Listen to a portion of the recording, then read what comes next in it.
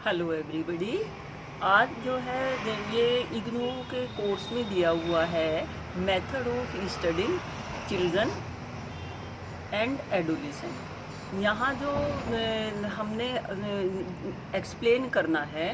यहाँ बताना है कि वो कौन कौन से मेथड हैं जिनके द्वारा हम एडोलेसेंस स्टेज वाले बच्चों को और जो भी कोई चिल्ड्रन है उनका जो है उनके हाव भाव का, उनकी टोटल एक्टिविटी का, उनके ओवरऑल का हम अध्ययन जो है कैसे कर सकते हैं। यहाँ आपने उन मेथड्स को बताना है कि वो कौन से तरीके हैं जिन विधियों से जो है हम बच्चों का अध्ययन कर सकते हैं। तो इसमें फर्स्ट मेथड आता है ऑब्जर्वेशन मेथड, सेकंड है सेल्फ रिपोर्ट मेथड, थर्ड है इंटरेक्शन विद चिल्ड्रन, और फोर्थ है चिल्ड्रन डायरी, और फिफ्थ है कम्युलेटिव रिकॉर्ड, और सिक्स है एंसीडोटल रिकॉर्ड। तो इन 6 मेथड को मैं 1 बाय 1 करके जो है आपके सामने प्रस्तुत कर देती हूँ। देखो, जो ऑब्जर्वेशन मेथड है इसमें क्या है, सपोज करो आप सभी जो हैं टीचर हैं, आप किसी बच्चे का जो है चिल्ड्रन का, एडोलेसेंस स्टेज वाले का या किसी का भी जो है अध्ययन करना चाहते हैं, तो ऑब्जर्वेशन मेथड में जो ऑब्जर्वर होता है वो उसकी टोटल एक्टिविटी को face to face by eyes जो है वो ऑब्जर्व करता है कि ये बच्चा जो है कैसा है। तो यहाँ ऑब्जर्वेशन में जो है सिंपल हमने उसको जो है आँखों से देखकर उसकी एक्टिविटी के आधार पर हमने जो है आकलन कर लेना होता है कि ये एडोलेसेंस स्टेज वाला बच्चा जो है किस तरह का है। तो ये आप समझ ही गए होंगे कि ऑब्जर्वेशन करना, देखना, परखना, उसकी या कोई और एक्टिविटी भी देकर उसको क्लास में उसको जो है गेम्स स्पोर्ट्स जो वो कर रहा हो या जो कोई कल्चर एक्टिविटी आप करवा रहे हो, जहाँ भी कहीं हो, तो 1-2 दिन जो है आप उसको ऑब्जर्व करके बच्चे के बारे में जो है कंक्लूजन निकाल सकते हैं। सेकंड आता है सेल्फ रिपोर्ट मेथड। इस यहाँ जो है सेल्फ रिपोर्ट मेथड हमें ये बताता है, इसके माध्यम से जो है हम बच्चे से जो है उससे जो है डिस्कस करके कि वो अपने बारे में अपनी बातें बताए। तो वो अपने बारे में जो है सेल्फ को जब वो प्रेजेंट करेगा तो उसके आधार पे भी जो है जो टीचर है वो कंक्लूजन निकाल लेता है कि ये बच्चा जो है कैसा है, किस तरह का है, क्या उसकी हैबिट है, क्या उसके कैरेक्टरिस्टिक्स हैं, क्या उसकी एबिलिटीज़ हैं, किन चीज़ों में उसका इंटरेस्ट है, क्या वो करना चाहता है, क्या उसका एस्पिरेशन लेवल है। तो यहाँ सेल्फ रिपोर्ट के संदर्भ में हम जो है 15-20 जो भी आइडिया हमें उसके बारे में चाहिए हम उनका डिटेल बना लेंगे और उससे जो है उसका स्वयं का जो है उस पर आकलन करवा लेंगे कि आप इनके बारे में जो है अपने विचार दो। इसके बाद आता है इंटरेक्शन विद चिल्ड्रन। जो इंटरेक्शन विद चिल्ड्रन है उसमें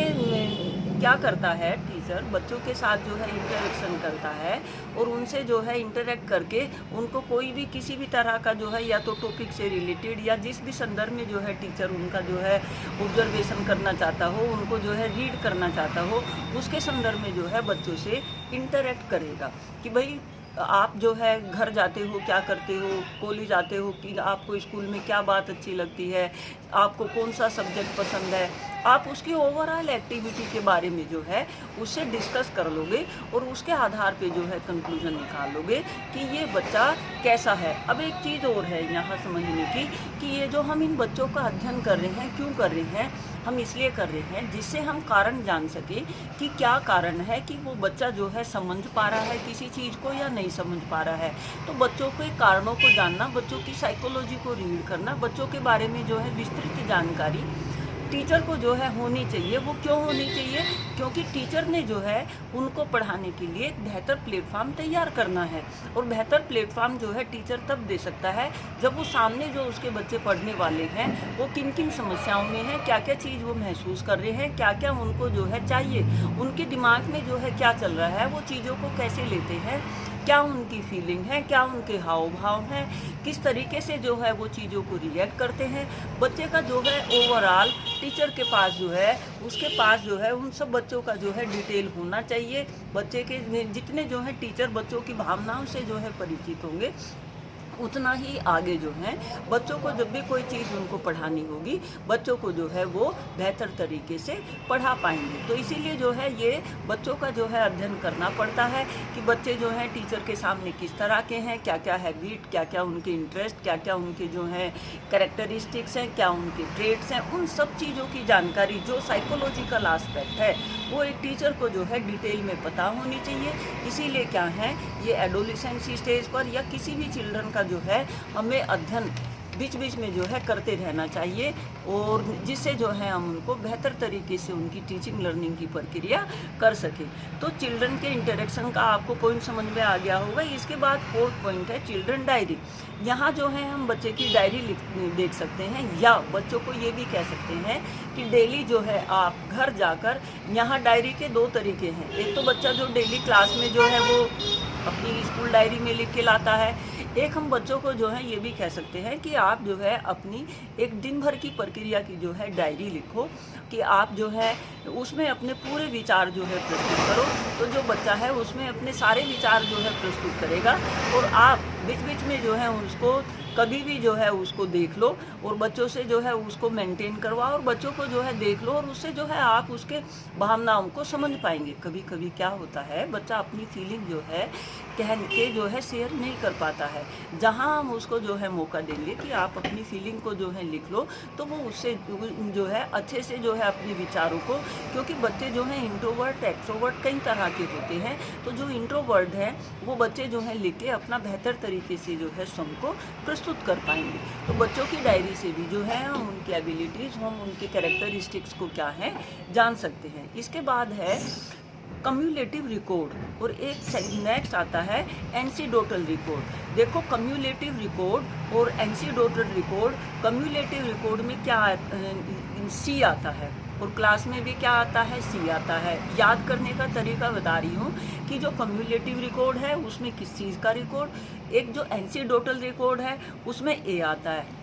और ऑल रिकॉर्ड में भी क्या है, ए आता है। तो आप जो है समझ गए हो मैं क्या कहना चाह रही हूँ, कि जो कम्युलेटिव रिकॉर्ड है वो बच्चे के पिछली क्लासों का जो उसका जो है लेखा जोखा है। हर सपोज करो बच्चा जो है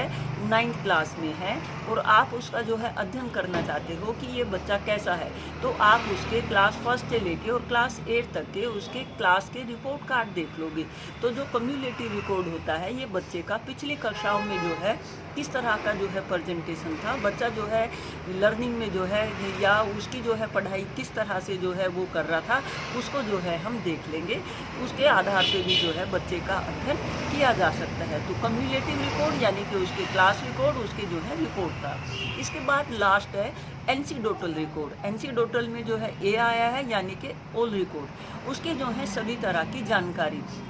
देखो जो रिपोर्ट कार्ड होता है, रिपोर्ट कार्ड में जो है अब ये आने लगा है कि उसकी कल्चर एक्टिविटी, उसकी गेम्स स्पोर्ट्स एक्टिविटी, उसकी हेल्थ एंड हाइजीन से संबंधित एक्टिविटी, बाकी के साथ उसका क्या है इंटरेक्शन किस तरह से है, वो सोशली जो है अपने ग्रुप में किस तरह से जो है रिएक्ट करता है, पीयर ग्रुप में उसका किस, उसके जो है हम सारी जो है जितनी भी उसकी एक्टिविटी होती है, जो हमारा एनसीडोटल रिकॉर्ड होता है उसमें पूरा उसका जो है लेखा जोखा होता है। तो उसके आधार पर भी क्या है हम बच्चे का जो है अध्ययन कर सकते हैं। तो ये आपके 6 मेथड हुए जिनके आधार पे क्या है आप बच्चों का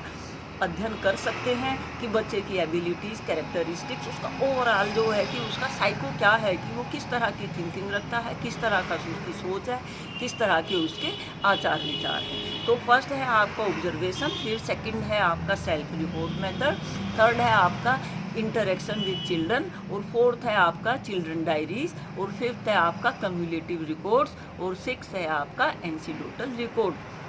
तो ये जो है आप समझ गए होंगे कि आप जो है किन मेथड के द्वारा बच्चों का जो है अध्ययन कर सकते हैं। और ये बच्चों का अध्ययन जो है करना हमें कि भाई वो बच्चे जो हैं कैसे हैं वो ज़रूरी होता है टीचर के लिए, क्योंकि टीचर जो है अपनी टीचिंग लर्निंग की प्रक्रिया में तभी सफल हो सकता है जब उसे सामने जो है पता हो कि जो सामने जो बच्चे हैं उनका आईक्यू लेवल किस तरह का है, वो क्या सोचते हैं, क्या उनकी एबिलिटीज़ हैं, क्या उनका आकांक्षा का स्तर है, उन सब चीज़ों को जानना क्या है टीचर के लिए ज़रूरी है। तो ठीक है, आप समझ गए होंगे। Thank you, take care, be happy.